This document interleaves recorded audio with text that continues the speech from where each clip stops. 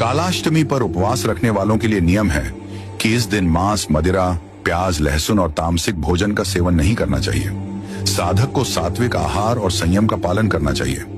पूरे दिन उपवास रखने के बाद रात्रि में या अगले दिन सुबह प्रसाद ग्रहण किया जाता है। इसके अतिरिक्त एक विशेष परंपरा यह भी है कि भैरव बाबा के वाहन कुत्ते को भोजन कराना चाहिए।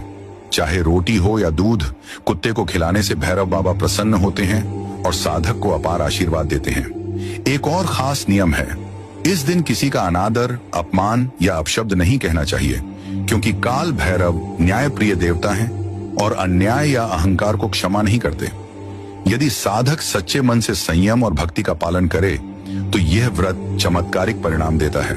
कालाष्टमी व्रत की विधि में स्नान, संकल्प, शिव भैरव पूजन, दीपदान, मंत्र जप, रात्रि जागरण और कुत्ते को भोजन कराना मुख्य अंग है।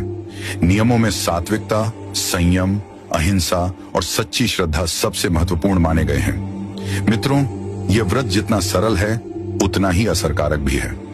बस साधक को इसकी कुछ खास बातों को भली भांति समझ लेना चाहिए।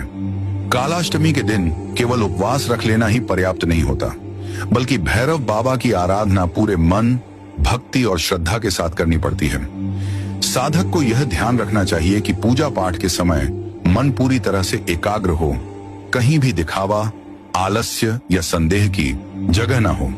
इस व्रत का रहस्य यही है कि साधारण सी प्रतीत होने वाली विधियां जैसे दीपक जलाना, कुत्ते को भोजन कराना, रात्रि में जागरण करना, असल में ब्रह्मांडीय ऊर्जाओं को साधक के पक्ष में मोड़ देती हैं। यदि इन नियमों का पालन श्रद्धा और शुद्ध आचरण के साथ किया जाए तो यह व्रत नकारात्मक शक्तियों को दूर करके साधक को अपार बल और सुरक्षा प्रदान करता है। यही कारण है कि इसे साधारण उपवास नहीं बल्कि काल भैरव की कृपा का द्वार कहा गया है। मित्रों, काल भैरव की शरण में लिया गया यह व्रत केवल पूजा पाठ नहीं बल्कि एक अदृश्य सुरक्षा कवच है। यह कवच हर उस संकट को रोक देता है जो आपके जीवन के रास्ते में खड़ा होता है। शत्रु कितना भी शक्तिशाली क्यों ना हो, अगर भैरव बाबा का आशीर्वाद आपके साथ है तो कोई भी आपको छू भी नहीं सकता।